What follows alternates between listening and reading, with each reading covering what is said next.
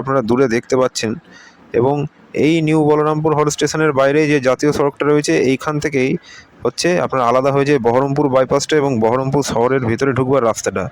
আর ইতিমধ্যে ট্রেন আমার এখন ছেড়ে দিয়েছে নিউ বলরামপুর হল স্টেশনে থেকে এবং এগিয়ে যাচ্ছে তার পরের হল্টের দিকে। একটা কথা বলি, এই ট্রেনটার ভাড়া আজিমগঞ্জ জাংশন থেকে কৃষ্ণনগর সিটি জাংশন পর্যন্ত জনপ্রতি 25 টাকা।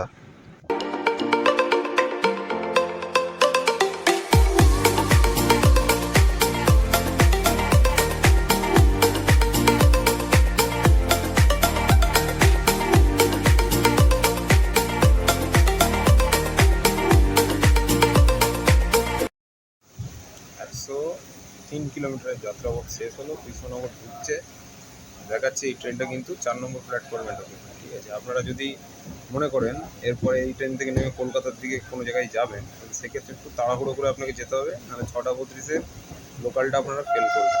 দূরে আপনারা যে ইএমইউ লোকাল ট্রেনটা দেখতে পাচ্ছেন কৃষ্ণনগর সিটি জাংশনের 1 নম্বর প্ল্যাটফর্মে দাঁড়িয়ে আছে, ওটাই হচ্ছে ট্রেন নাম্বার 31834 কৃষ্ণনগর থেকে শিয়ালদা যাওয়ার ইএমইউ লোকাল ট্রেন। এবং এই ট্রেনটা আপনার সন্ধ্যে 6:32 ছাড়ে এবং শিয়ালদায় গিয়ে পৌঁছায় রাত্রি 8:58।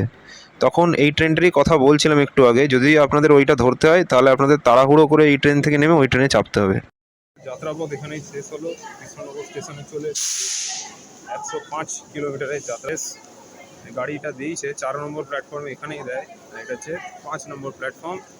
এই গাড়িটার লোকো রিভার্স হবে, 7:30টার সময় আবার আজিমগঞ্জ জাংশন ফেরত চলে যাবে। ঠিক আছে, চলুন আবার একটা নতুন ভিডিও কখনো দেখা হবে।